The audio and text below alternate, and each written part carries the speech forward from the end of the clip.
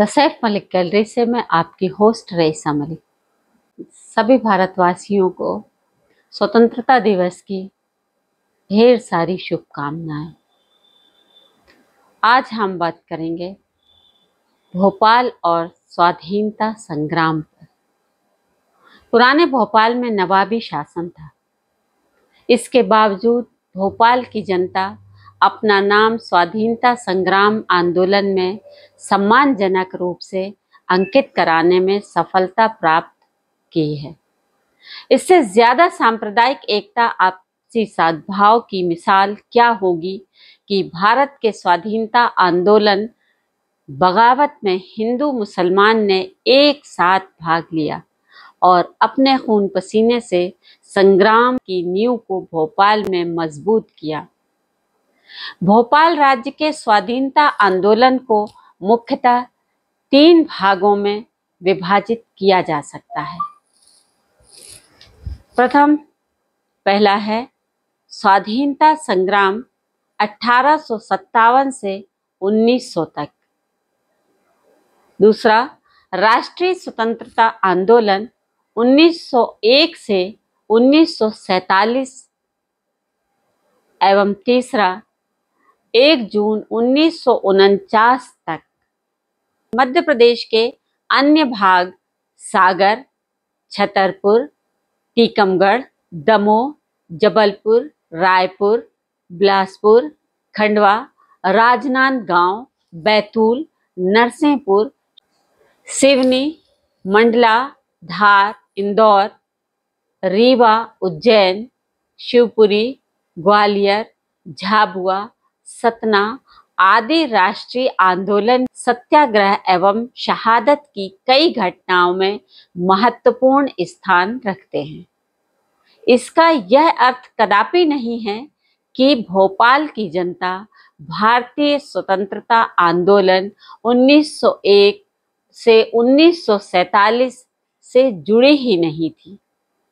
भोपाल की जनता ने कभी भी अंग्रेज परस्ती को स्वीकार नहीं किया। राष्ट्रीय असहयोग आंदोलन, नमक सत्याग्रह, भारत छोड़ो आंदोलन में भोपाल राज्य की जनता ने अपनी सक्रिय भूमिका निभाई। कई नेताओं ने अपनी गिरफ्तारियां दी और उन्होंने 1-1 वर्ष तक की जेल की सजा काटी। भोपाल में नवाबी शासन होने के कारण अधिकांश गतिविधियां गुपचुप अर्थात भूमिगत की जाती रहीं। सामूहिक आंदोलन भोपाल राज्य में कम हुए हैं। अन्यों के अतिरिक्त भोपाल के मुस्लिम नेताओं, सक्रिय कार्यकर्ताओं ने अंग्रेजी शासन के विरुद्ध अपनी जोरदार आवाज उठाई और संघर्ष किया। भोपाल राज्य की जनता ने 1949 के भोपाल विलीनीकरण आंदोलन और 1955 के गोवा मुक्ति सत्याग्रह में बढ़ चढ़ के भाग लिया और अपना नाम रोशन करने में सफलता प्राप्त की। भोपाल के नवाब नजीर मोहम्मद खान ने सन 1918 में ईस्ट इंडिया कंपनी ब्रिटिश शासन से हुई संधि के अनुसार भोपाल की फौज को सीहोर में रखने का निर्णय लिया। भोपाल की फौज का नियंत्रण ब्रिटिश सरकार के राजनीतिक प्रतिनिधि के हाथ में था। संधि के शर्तों के अनुसार सीहोर में अंग्रेज प्रतिनिधि के अंतर्गत भोपाल नवाब की फौज के 1000 सैनिक, 600 घुड़सवार और 400 सैनिक रखना निश्चित हुआ। सीहोर में स्थित भोपाल बटालियन के माध्यम से नवाब भोपाल की विधिवत फौज की एक प्रकार से यह शुरुआत थी। इस भोपाल बटालियन ने 1857 के प्रथम स्वाधीनता संग्राम में अपनी महत्वपूर्ण भूमिका निभाई। 1857 के गदर के नाम से प्रसिद्ध स्वाधीनता संग्राम में देश के अन्य भागों के समान भोपाल राज्य में भी आजाद की चिंगारियां भड़की और सैनिक विद्रोह का बिगुल बजा। भोपाल राज्य की सीहोर छावनी में सैनिकों को मुंह से कारतूसों को खोलकर चलाने के लिए उतारना पड़ते थे। सीहोर छावनी के सैनिक भी इस प्रक्रिया के कारण भड़क उठे थे। सीहोर छावनी के सैनिकों को बराबर अन्य स्थानों पर हुए विद्रोह की जानकारी, सूचनाएं प्राप्त रहती थी। मई 1857 में जब देश के बड़े हिस्से में देश पैरेमी सैनिक विद्रोहियों ने अंग्रेज सरकार को झकझोरा, तब सीहोर की भोपाल बटालियन के 1000 में से 866 सैनिकों, जिनमें 600 सैनिक, 206 घुड़सवार और 60 तोपची थे, ने अपने हथियार पटक दिए और अंग्रेज सरकार के आदेशों को मानने से इनकार कर दिया।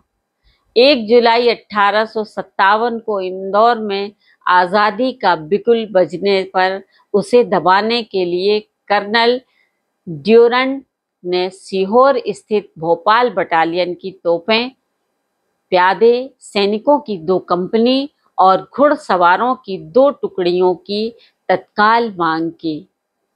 भोपाल कंटिंजेंट का कमांडेंट टेवर्स उस समय आश्चर्यजनक ढंग से भौचक्का रह गया, जब आदेशों के बावजूद केवल 6 सैनिक इंदौर के स्वतंत्रता संग्राम के दबाने के लिए आगे आए और शेष ने स्पष्ट रूप से इनकार कर दिया।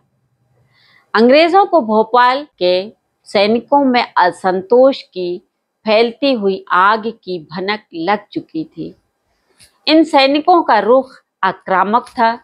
देशभक्ति की जो आंधी सारे देश में चल रही थी, वे बहुत अधिक उससे प्रभावित थे। कर्नल ड्यूरंट इंदौर से 16 अन्य अंग्रेज अफसर और महिला बच्चों सहित 4 जुलाई 1857 को सीहोर पहुंच गए।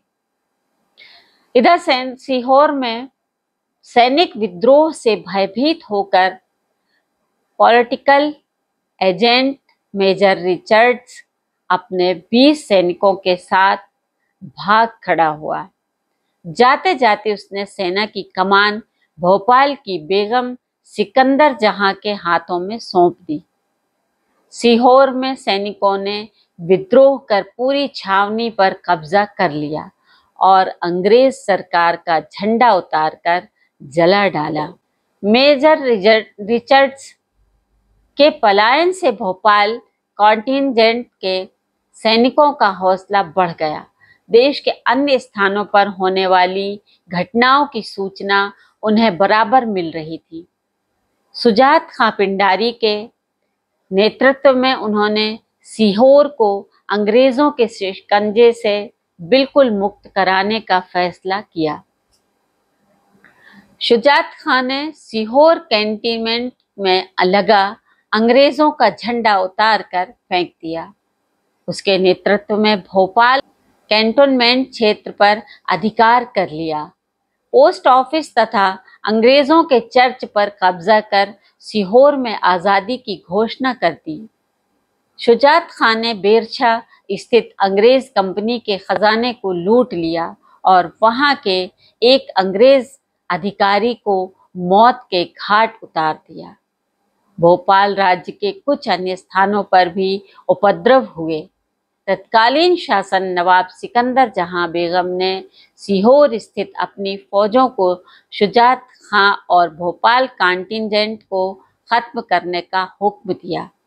इसके पहले कि नवाब भोपाल कुछ कर सकती, घुड़सवार टुकड़ी के रिसालदार ने 6 अगस्त 1857 को खुल्लम खुल्ला विद्रोह कर वहां आज़ादी का झंडा सीहोर सैनिक छावनी पर फहरा दिया। शुजात खां और उसके 20 साथियों को भोपाल से भेजी गई फौज का नैतिक समर्थन प्राप्त था। जुलाई 1857 से नवंबर 1857 तक की सीहोर छावनी स्वतंत्र और अंग्रेज विहीन रही। आज़ादी के दीवाने सैनिकों की संख्या सीमित थी और उनमें से कई नाना साहब को आजादी की लड़ाई में मदद देने के लिए चले गए थे।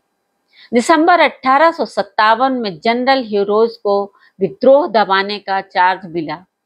कमान संभालते ही जनरल ह्यूरोज इंदौर से सीहोर के लिए रवाना हुआ। वह 15 जनवरी को सीहोर पहुंचे। उसने निर्दयतापूर्वक कार्यवाही की और 149 सैनिकों को एक लाइन में खड़ा कर गोली से उड़ा दिया। सीहोर के ठाकुर गोवर्धन सिंह और राव रणजीत सिंह भी अंग्रेजों की गोली के शिकार बने और शहीद हुए। सैनिक जमादार इनायत हुसैन खां को तोप के मुंह से बांधकर उड़ा दिया गया। पिंडारी जाति और शुजात खां के विद्रोह के बाद फौजदार मोहम्मद खां और भोपाल राज्य के प्रसिद्ध जागीरदार अमीर मोहम्मद खां ने रोहिला जाति की सहायता से अंग्रेजों के विरुद्ध लड़ने का निश्चय किया। अमीर मोहम्मद खां की जागीर अंग्रेज सरकार द्वारा छीन लेने के आदेश जारी कर दिए गए। ग्राम कालिया खेड़ी भोपाल नगर से 12 किलोमीटर दूर एक गुमनाम गांव था। ग्राम कलियाखेड़ी में अमीर मोहम्मद खां की सैनिक टुकड़ियों ने अंग्रेजों सेना के विरुद्ध मोर्चा बनाया एवं बगावत की। सेना का नेतृत्व अमीर मोहम्मद खां कर रहे थे, जबकि ब्रिटिश सेना जो सीहोर छावनी से कैप्टन कालिंगहम के नेतृत्व में विद्रोह को दबाने के लिए रवाना हुई थी। दोनों के मध्य घमासान युद्ध हुआ और स्वतंत्रता के दीवाने अमीर मोहम्मद खां युद्ध में मारे गए। उनके दो पुत्र शेर मोहम्मद खां लगभग 200 रोहिलों के साथ गिरफ्तार कर लिया गया। बाद में यह गोली से उड़ा दिए गए। भोपाल नगर में भी भोपाल कॉन्टिजेंट के 2 अधिकारियों रिसालदार वली शाह और वीरा कोठा ने 2 झंडे निशाने मोहम्मदी और निशाने महावीरी गाड़कर 6 अगस्त 1857 को स्वतंत्रता संग्राम का बिगुल बजा दिया। इन लोगों ने अपने साथियों सहित सिपाही बहादुर नाम की सरकार बनाने में सफलता प्राप्त की। वली शाह उसके भाई आरिफ शाह, महावीर, रज्जूलाल आदि खुलकर अंग्रेजी सरकार के विरुद्ध आ गए और ईस्ट इंडिया कंपनी के विरुद्ध जिहाद की घोषणा की। इन लोगों ने सिपाही बहादुर नाम की जो आजाद सरकार की स्थापना की थी, वह भारत की सर्वप्रथम स्वतंत्रता के सरकार रूप में स्थापित हुई। अंग्रेजों ने भारतीय ध्वज तिरंगा फहराने के आरोप में महावीर और रज्जूलाल को गोलियों से भून डाला। बाद में अन्य विद्रोही भी मारे गए। भोपाल राज्य में छोटी बड़ी घटना निरंतर होती रही।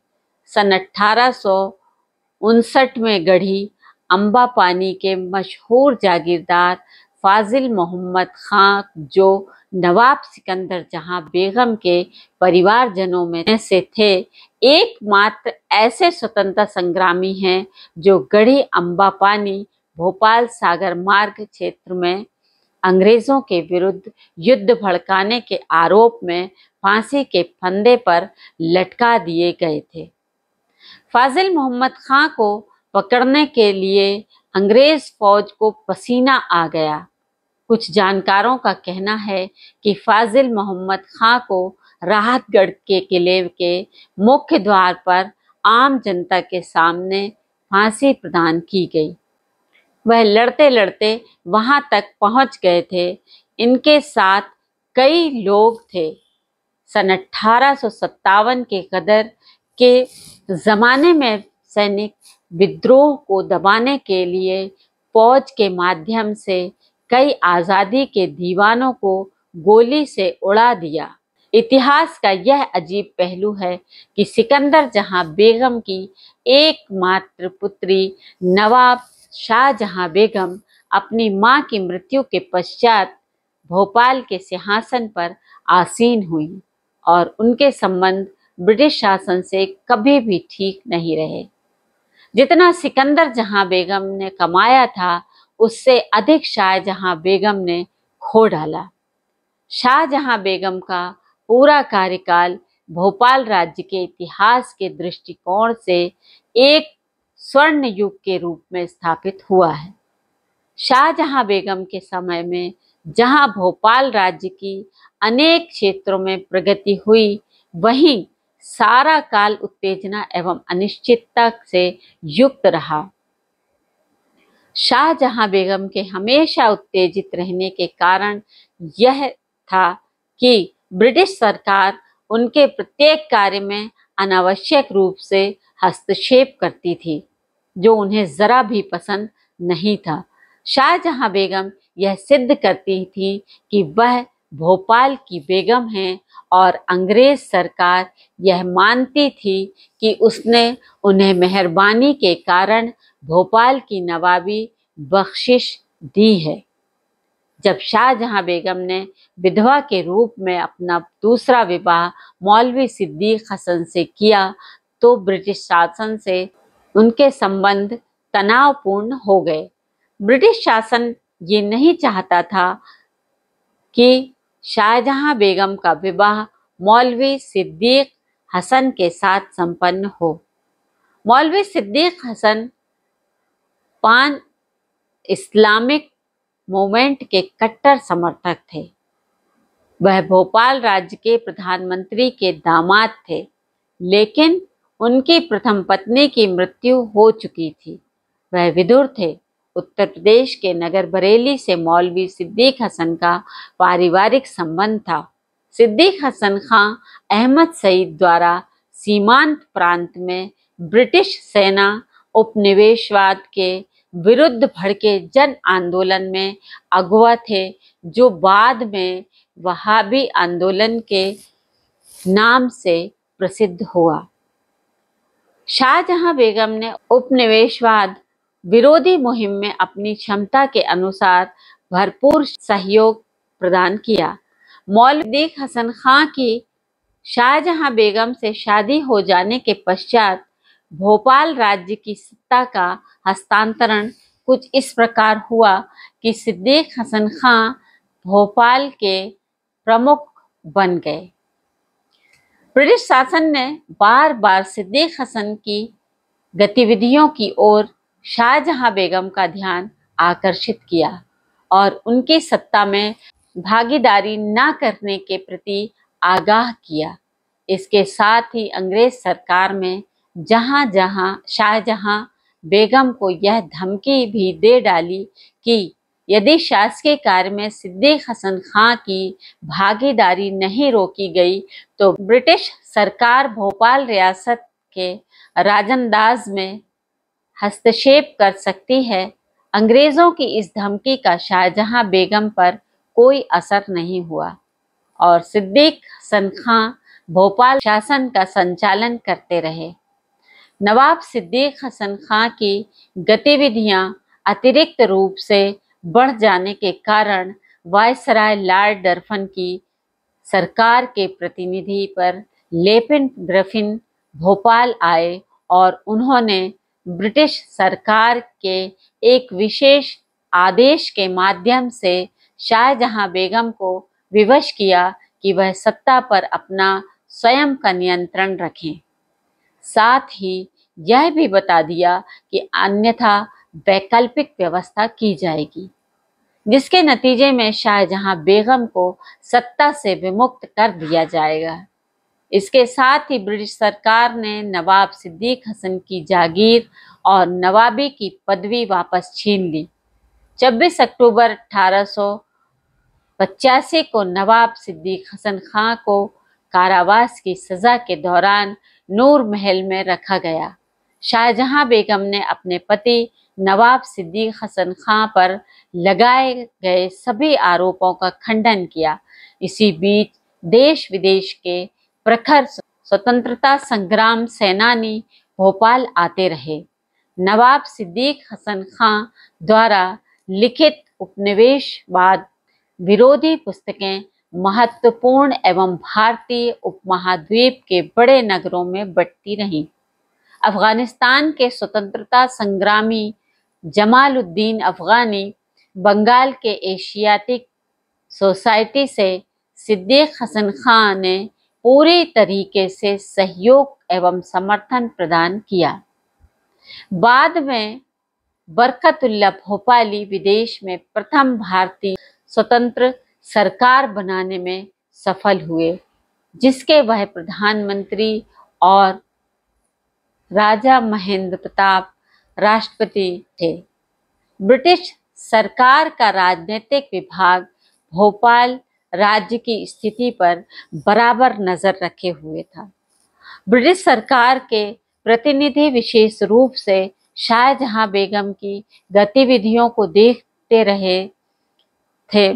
शाहजहां बेगम पर एक आरोप भी था कि उन्होंने सूडान, टर्की आदि देशों के स्वतंत्रता संग्राम सेनानियों को आर्थिक सहायता प्रदान की है। कारावास की स्थिति में नवाब सिद्दीक हसन खां का फरवरी 1890 में देहांत हो गया।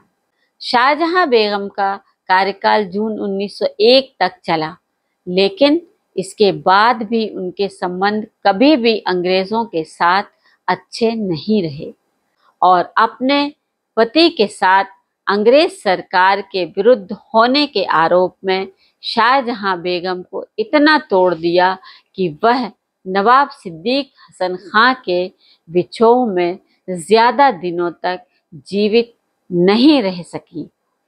जून 1901 में शाहजहां बेगम का भी देहावसान हो गया। सन 1857 के बाद सन 1922 में सीहोर कोतवाली के सामने विदेशी फेल्ट कैप की होली जली। इसके प्रेरणा स्रोत एक यायावर साधु स्वामी ज्ञानानंद थे। इस सिलसिले में दो व्यक्तियों नारायण दास भारतीय और जगन्नाथ भारुका को गिरफ्तार किया गया। इसी वर्ष एक मौलवी ने धर्मोपदेश के बीच खिलाफत आंदोलन के पक्ष में 1-1 रुपए के टोकन बेचे और राजनीतिक चेतना का अलग जगाया। मौलवी को शहर बदर कर दिया गया। देशी राज्यों में अखिल भारतीय कांग्रेस की शाखाएं नहीं थी। सामंतशाही के विरुद्ध तथा लोकतंत्री शासन की स्थापना के लिए जन आंदोलन छेड़ने के उद्देश्य से पंडित जवाहरलाल नेहरू की अध्यक्षता में अखिल भारतीय देशी राज्य लोक परिषद की स्थापना की गई। तदनुसार भोपाल राज्य प्रजामंडल की स्थापना सन 1938 में हुई। मौलाना तर्जी मस्जिद की सदर और चतुर नारायण मालवीय मंत्री चुने गए। भोपाल में हुए इसके खुले अधिवेशन में नागरिक स्वतंत्रता की मांग का प्रस्ताव पेश हुआ। भोपाल विलीनीकरण आंदोलन एक जन आंदोलन था और इसमें जनता के सभी वर्गों ने तन मन धन से भाग लिया था। अगर आपको हमारी ये प्रस्तुति पसंद आई है तो आप हमारे चैनल को सब्सक्राइब कीजिए, लाइक कीजिए और कमेंट्स करना मत भूलिए, शेयर कीजिए।